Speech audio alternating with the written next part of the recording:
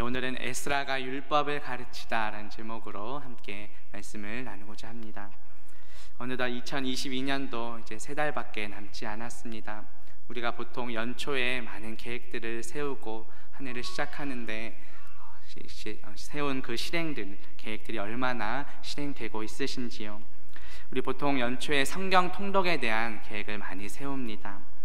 목사님께서 강조하신 것처럼 매 3주 매일 하루 3장 또 주일에 5장씩 읽을 때 우리가 성경 1년에 1독을 할 수 있습니다. 남은 2022년 후반기도 우리가 성경 읽기에 또 말씀 읽기에 더욱 힘쓰는 저와 성도님들 되시기를 바랍니다. 오늘 우리가 읽은 이 본문에도 하나님의 말씀에 대한 백성들의 사모함이 어떠했는지를 우리에게 보여줍니다. 특별히 느헤미야 7장 73절부터 시작되는 그 단락의 소제목에 보시면 백성 앞에서 율법책을 읽다라고 말씀합니다. 오늘 말씀을 통해 율법책, 즉 하나님의 말씀을 더욱더 사모하며 열심히 읽기로 결단하는 저와 성도님들 되시기를 주님의 이름으로 바라겠습니다. 이 본문 1절 말씀 다시 봅니다. 이스라엘 자손이 자기들의 성읍에 거주하였더니 7째 달에 이르러 모든 백성이 일제히 수문 앞 광장에 모여 학사 에스라에게 여호와께서 이스라엘에게 명령하신 모세의 율법책을 가져오기를 청하매 라고 말씀합니다. 오늘 본문은 이스라엘 자손이 자기들의 성읍에 거주하였다라는 이야기로 시작됩니다. 앞뒤 문맥 없이 딱 이 구절만 떼어놓고 보면 별로 큰 의미나 감동이 없게 느껴질 것입니다. 그냥 사람들이 자기들의 집에 거주했구나라는 정도의 이야기로 생각할 수 있습니다. 하지만 이스라엘 백성들이 이처럼 자기들의 성읍에 거주하기까지는 참으로 긴 세월과 많은 사람들의 수고가 있었습니다. 우리가 잘 아는 다윗 왕의 아들 솔로몬은 지혜로운 왕이었습니다. 그러나 그의 말년에 이방 여인들과 결혼하면서 결국 우상숭배의 죄에 빠집니다. 그 결과 이스라엘은 솔로몬이 죽은 이후에 북이스라엘과 남유다로 분열됩니다. 북이스라엘은 아수르에 멸망되고 이 남유다는 바벨론에 멸망되며 포로로 끌려갑니다. 이 남유다를 멸망시킨 바벨론은 오늘날 페르시아라고 불리는 그 바사라는 제국에 의해 또 정복을 당합니다. 만약 구약 성경의 역사가 이렇게 포로지에서 끝났다면 너무도 절망적이었을 것입니다. 하지만 하나님께서는 하나님의 백성들을 사랑하셔서 다시 한번 회복시키시고 새로운 공동체를 세울 수 있는 기회를 허락하십니다. 예레미야 선지자를 통해 예언한 말씀입니다. 예레미야 25장 11절과 12절에 보면 이 민족들은 70년 동안 바벨론의 왕을 섬기리라. 여호와의 말씀이니라. 70년이 끝나면 바벨론의 왕과 그의 나라와 갈대아인의 땅을 그 죄악으로 말미암아 벌하여 영원히 폐허가 되게 하겠다고 말씀해 주셨습니다. 또 한 구절 봅니다. 역대하 36장 20절과 21절에 보면 그가 바벨론으로 사로잡아가매 무리가 거기서 갈대아 왕과 그의 자손의 노예가 되어 바사국이 통치할 때까지 이르니라. 이에 토지가 황폐하여 땅이 안식년을 누림같이 안식하여 70년을 지냈으니 여호와께서 우리 바로 전에 읽은 예레미야의 입으로 하신 말씀이 이루어졌더라고 말합니다. 하나님께서는 이처럼 예레미야 선지자를 통해 예언해 주신 약속하신 그 말씀을 이루시기 위해 바사왕 고레스의 마음을 감동시켜 주셨습니다. 그래서 바사왕 고레스는 그 하나님의 명령에 따라 이제 이스라엘 백성들, 포로지에 끌려온 백성들을 고향 땅으로 다시 돌려보내는 역할을 합니다. 이처럼 하나님께서는 그 강대한 제국의 왕, 지도자의 마음도 움직이셔서 백성들을 보호하시는 것을, 인도하시는 것을 우리는 볼 수 있습니다. 그래서 이제 이스라엘 백성들은 바벨론에서의 포로 생활을 마치고 이제 이스라엘 고향 땅으로 돌아오게 됩니다. 총 3차례에 걸쳐서 돌아오게 되는데 그 과정을 담고 있는 성경이 바로 에스라서와 오늘 우리가 읽은 느헤미야서입니다. 첫 번째와 두 번째로 돌아온 그 과정은 이제 앞서 에스라서에 기록되어 있고 마지막 세 번째로 돌아오는 과정이 이제 느헤미야서에 기록되어 있습니다.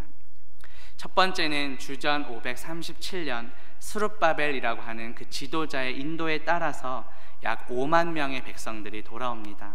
그들은 돌아와서 예루살렘 성전을 재건했습니다. 이것이 1차 포로 귀환입니다. 두 번째는 에스라의 인도에 따라서 약 1800명의 백성들이 돌아옵니다.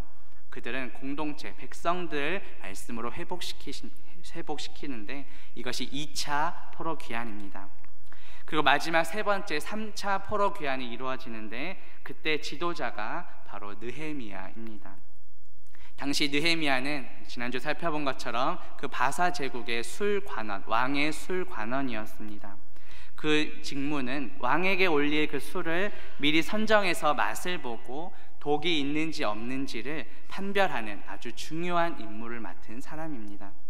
그런데 느헤미야는 어느 날 그 유다 땅에서, 고향 땅에서 돌아온 동족에게 이제 그 성문이 다 헐어졌다는, 불타 없어졌다는 아픈 소식을 듣게 됩니다. 그래서 느헤미야는 그 공동체의 죄를 대신하여 회개하며 왕에게 돌아가길 허락받습니다. 성벽을 다시 짓고 필요한 물자들을 공급받고 그 왕, 당시의 왕이 아닥사스다인데 왕의 허락을 받아서 느헤미야도 이제 고향 땅으로 돌아가게 됩니다. 그때 느헤미야가 예루살렘으로 돌아오고 이 느헤미야의 지도하에 이스라엘 백성들은 다시 무너진 성벽을 짓게 됩니다. 지난주 살펴본 것처럼 중간중간 많은 방해들이 있었습니다. 그런데 느헤미야 6장 15절에 보면 하나님의 그 역사하심 속에 성벽 역사가 52일 만인 엘루럴 25일에 끝났다고 말씀합니다. 이렇게 긴 포로 생활을 거치고 많은 사람들의 수고를 통해 예루살렘 성전과 성벽이 완공되었습니다. 그 결과 이제 이스라엘 백성들이 예루살렘 성읍에 거주할 수 있게 된 것입니다. 그런데 오늘 우리가 읽은 이 느헤미야 8장 본문은 이러한 상황 속에 예루살렘 성읍에 거주하던 모든 백성이 일제히 수문 앞 광장에 모였다고 말씀합니다. 당시 시기는 7째 달이라고 나오는데 오늘날로 치면 요즘 시기입니다. 9월과 10월 사이에 해당합니다. 백성들이 이렇게 모인 이유는 무엇이었을까요? 느헤미야 8장 1절 뒷부분에 보면 학사 에스라에게 여호와께서 이스라엘에게 명령하신 모세의 율법책을 가져오기를 청하매라고 말씀합니다. 모세의 율법책은 그 당시로 말하면 모세 오경이고 오늘날로 치면 하나님의 말씀 전체로 우리가 적용할 수 있습니다. 다시 말해 백성들이 모두 다 모인 이유는 하나님의 말씀을 듣기 위해 모인 것입니다. 성전도 지어졌고 성벽 공사도 이제 마무리되었으니 어쩌면 긴 포로 생활을 마친 백성들의 입장에서는 이제 평안한 삶을 누릴 수 있겠구나, 우리는 이제 안전하구나, 그런 환경이라고 생각할 수 있습니다. 그런데 당시 백성들은 그런 외적인 보호, 외적인 안전만이 전부라고 생각하지 않았습니다. 새로운 공동체, 하나님께서 회복시켜 주신 그 공동체의 삶에서 가장 중요한 것은 그런 외부로부터의 안전이 전부가 아니라 바로 하나님의 말씀 듣는 것임을 깨달았던 것입니다.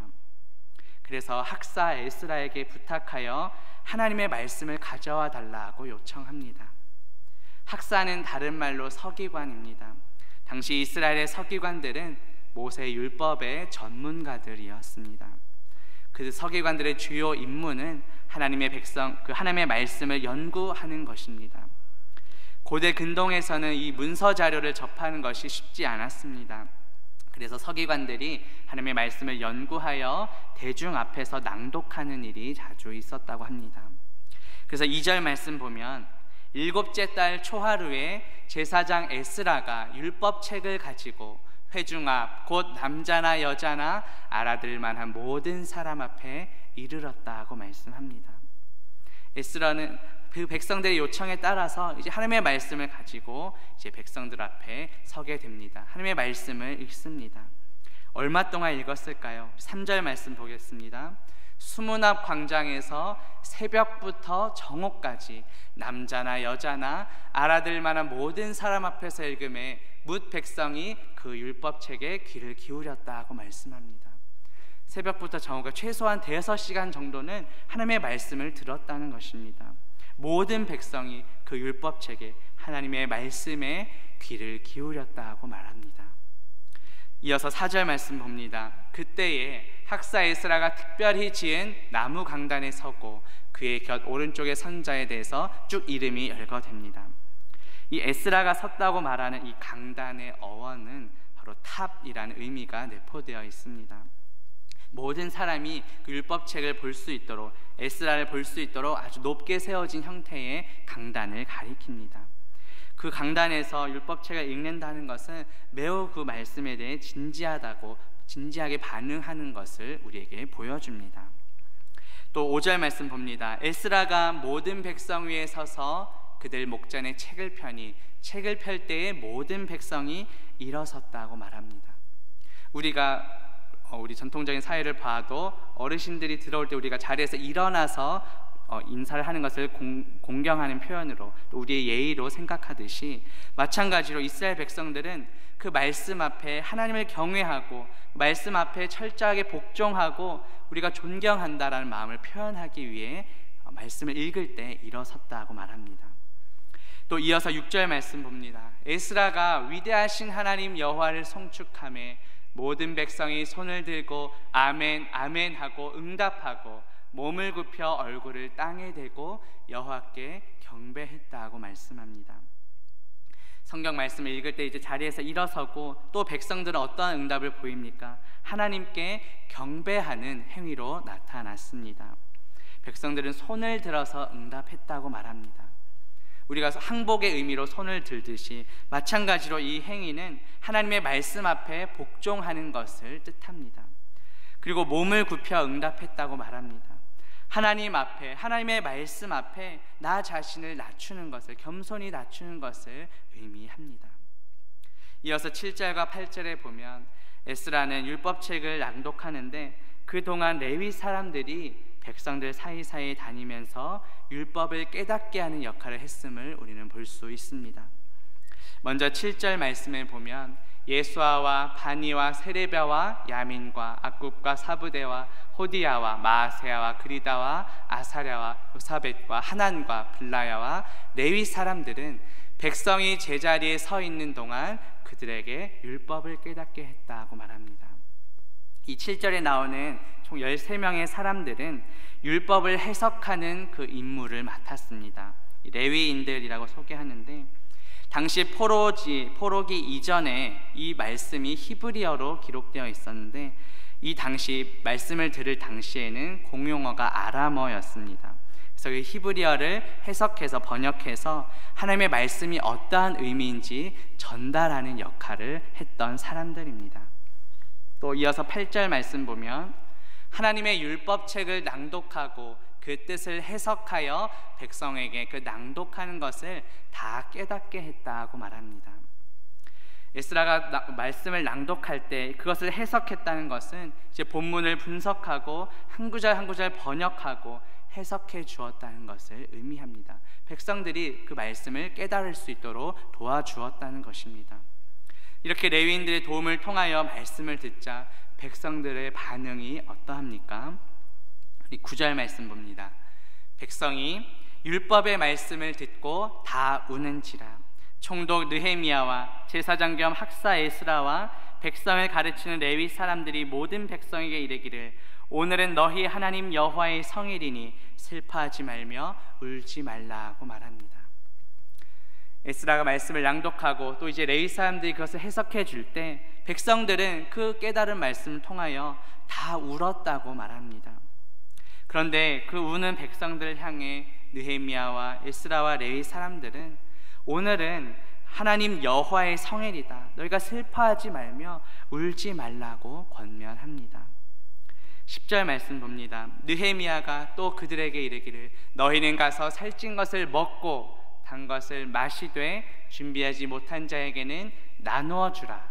이날은 우리 주의 성일이니 근심하지 말라. 여호와로 인하여 기뻐하는 것이 너희의 힘이니라고 말씀합니다. 느헤미야는 백성들에게 가서 근심하지 말라고 합니다. 여호와로 인하여 기뻐하라고 말씀합니다. 또 이어 11절에도 보면 마찬가지로 레위 사람들도 권면합니다. 모든 백성을 정숙하게 하여 이르기를 오늘은 성일이니 마땅히 조용하고 근심하지 말라고 말합니다. 이렇게 느헤미야와 레위 사람들의 말을 들은 백성들의 반응은 어떠할까요? 12절 말씀 봅니다. 모든 백성이 곧 가서 먹고 마시며 나누어 주고 크게 즐거워하니 이는 그들이 그 읽어 들려준 말을 밝히 알미라고 말씀합니다. 이 이야기를 들은 모든 백성들이 어떠했다고 말합니까? 가서 먹고 마시며 나누어 주었다고 말합니다. 백성들의 이 반응을 자세히 보시면 앞서 10절 말씀에서 느헤미야가 권면했던 그 4가지의 명령, 그 동사가 그대로 적용된 것을 우리가 볼 수 있습니다. 느헤미야는 백성들에게 너희가 가서 먹고 마시고 나누어 주라, 그 4가지 동사로 명령을 했는데, 권면했는데 백성들 역시 가서 먹고 마시며 나눠주는 그대로 순종한 것을 우리가 볼 수 있습니다. 그런데 백성들은 억지로 마지못해 따른 것이 아니라 어떻게 표현합니까? 크게 즐거워했다, 큰 기쁨으로 그 말씀에 순종했다고 말합니다. 그 이유가 무엇일까요? 12절 후반부에 나온 것처럼 하나님의 말씀, 그들이 그 읽어 들려준 그 말을 밝히 깨달았기 때문이라고 말씀합니다. 이것이 하나님의 말씀을 들을 때 우리의 반응입니다. 자신들에게 선포된 말씀을 깨닫고 백성들이 이렇게 큰 즐거움으로 순종했음을 우리는 보게 됩니다. 이렇게 모든 백성이 자발적으로 모여서 하나님의 말씀을 듣고 자신들의 삶에 그 말씀을 적용하며 큰 기쁨으로 순종하는 것을 우리는 보았습니다. 이처럼 하나님께서 이스라엘 백성들에게 율법을 주신 궁극적인 목적은 일단 첫 번째는 이스라엘 백성과의 관계가 회복이고 진정으로 그 말씀에 기쁨으로 순종하는 것이었습니다. 하나님께서는 출애굽 시대부터 지금 이 포로 생활에서 돌아온 지금 이 시대까지 이스라엘 백성들을 구원하시고 인도해 주셨습니다. 또 오늘날까지도 하나님의 말씀을 통해 우리를 인도해 가십니다. 에스라가 이 율법책을 낭독할 때 유다 백성들은 앞서 출애굽 시대부터 그 구원의 역사를 한 번 더 다시 듣게 되었을 것입니다.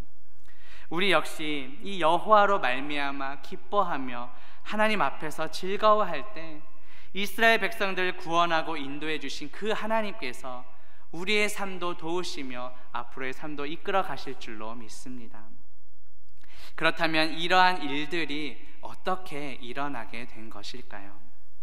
이것은 모든 백성이 일제히 모여 율법책을 낭독했을 때, 하나님의 말씀이 선포되었을 때 일어난 것입니다. 오늘 보면 8장 1절 말씀을 우리 다시 한번 읽겠습니다. 이스라엘 자손이 자기들의 성읍에 거주하였더니 7째 달에 이르러 모든 백성이 일제히 수문 앞 광장에 모여 학사 에스라에게 여호와께서 이스라엘에게 명령하신 모세의 율법책 가져오기를 청하매. 여기서 일제히라고 번역된 이 단어, 원래 뜻은 한 사람처럼이라는 뜻입니다. 모든 백성들이 한 사람처럼 수문 앞 광장에 모였습니다. 그 이유가 무엇입니까? 어떤 지도자의 지시 때문이 아닙니다. 자발적으로 한 사람처럼 한 마음으로 광장에 모였습니다. 왜 모였습니까? 하나님의 말씀을 듣기 위해서였습니다. 이스라엘 백성들은 앞서 말씀드린 것처럼 바벨론 포로지에서 3차례에 걸쳐서 고향 땅에 돌아왔다고 말씀드렸습니다. 첫 번째 백성들은 성전을 건축합니다. 두 번째는 말씀으로 공동체를 회복시킵니다. 또 세 번째는 예루살렘 성벽을 재건합니다. 이 모든 일들이 일어난 후에 모든 백성이 일제히 한 사람처럼 한 마음으로 광장에 모인 것입니다. 우리의 모습은 어떠한지 돌아봅시다. 과연 우리 교회 공동체는 한 사람처럼 한 마음으로 모이고 있는지요? 이렇게 하나 되어 한 마음으로 말씀 앞에 모이는 이 모습이야말로 진정으로 우리가 회복되고 부흥되어야 할 모습이야 할 줄 믿습니다. 그리고 우리가 또 하나 여기서 집중해서 보아야 할 부분은 바로 모든 백성이 우리 일제히 모였다는 것입니다. 모든 사람, 모든 백성이라고 하는 이 단어가 이 8장 본문에서만 무려 9번 반복되고 있습니다. 다음 화면 넘겨주시기 바랍니다. 1절 모든 백성이 일제히, 2절 회중 앞 곧 남자나 여자나 알아들 만한 모든 사람. 3절 남자나 여자나 알아들을 만한 모든 사람. 5절 모든 백성 위에 모든 백성이 일어서니라. 6절 모든 백성이 손을 들고, 9절 모든 백성에게 이르기를, 11절 모든 백성을 정숙하게 하여, 12절 모든 백성이 곧 가서. 이렇게 계속해서 모든 백성을 강조하는 것, 무슨 의미일까요? 결국 하나님의 공동체, 하나님의 집을 완성하는 것은 느헤미야나 에스라, 어떤 스룹바벨 같은 지도자의 역할만이 아니라 포로지에서 세 차례에 걸쳐 돌아왔던 모든 백성들의 역할이라는 것입니다. 물론 느헤미야나 에스라, 이 스룹바벨도 지도자로서 물론 중요한 역할을 했습니다. 그런데 그들 역시 이 모든 백성 가운데 한 사람입니다. 이 회중이라고 하는 이 단어 속에 남자나 여자, 그리고 알아들을 만한 모든 사람이 이 회중이란 단어에 다 포함되어 있습니다. 하나님께서는 우리 모두가 예외 없이 하나님 앞에 다 나와서 예배하며 말씀 듣기를 원하십니다. 특별히 12절 말씀에 보면 모든 백성이 곧 가서 먹고 마시며 나누어 주고 크게 즐거워하니 이는 그들이 그 읽어 들려준 말을 밝히 알미라고 말씀합니다. 먹고 마시며 나누어 주는 이 교제는 예배에 있어서도 중요한 요소 중에 하나입니다. 곧 하나님께 예배하는 것은 하나님의 말씀을 통해 우리에게 주시는 그 은혜를 풍성하게 받고, 그 받은 은혜를 이제 믿지 않는 가족들이나 이웃들과 함께 나누며 즐거워하며 교제하는 것까지 포함되는 것입니다. 특별히 이번 주간은 우리 릴레이 기도와 더불어 전도 선물을 나누는 주간입니다. 우리의 기도와 또 이 선물 나눔을 통해 예수 그리스도의 그 사랑과 생명이 함께 흘러가기를 소망합니다. 우리의 기도와 나눔을 통해 믿지 않는 가족들과 이웃들도 모두가 한 마음으로 예배의 자리에 나오며 말씀 듣기로 결단하는 저와 성도님들 되시기를 주님의 이름으로 바라겠습니다. 제 말씀을 맺으려 합니다. 오늘 말씀을 통해 모든 백성이 일제히 하나님의 말씀을 듣고 실천했던 모습을 살펴보았습니다. 하나님께서는 우리를 생명샘교회 한 공동체로 불러주셨습니다. 교회는 예수 그리스도의 몸입니다. 따라서 우리 한 사람 한 사람이 예수 그리스도의 몸을 이루는 지체들입니다. 우리 모두가 한 사람처럼 한 마음으로 모여서 하나님 말씀 듣기를 사모해야 합니다. 이제 10월 23일 생명샘 축제가 한 달도 채 남지 않았습니다. 말씀의 이 잔치에 믿지 않는 이웃들도 기쁨으로 함께 초대합시다. 하나님의 말씀으로 예수 그리스도의 몸된 그의 공동체를 함께 세워가는 저와 성도님들 되시기를 주님의 이름으로 바라겠습니다. 함께 기도합니다. 하나님 아버지, 오늘 말씀을 통해 모든 백성이 일제히 하나님의 말씀을 듣고 실천했던 모습을 살펴보게 하시니 감사합니다. 우리를 예수 그리스도의 몸된 교회 공동체로 불러주시니 감사합니다. 우리 주변에 믿지 않는 가족들과 이웃들도 주님의 몸된 공동체 안으로 초대되어 주님의 말씀으로 풍성한 은혜를 받게 하옵소서. 하나님의 말씀으로 예수 그리스도의 몸된 공동체를 함께 세워가는 우리 모두가 되게 하옵소서. 예수 그리스도의 이름으로 기도합니다. 아멘.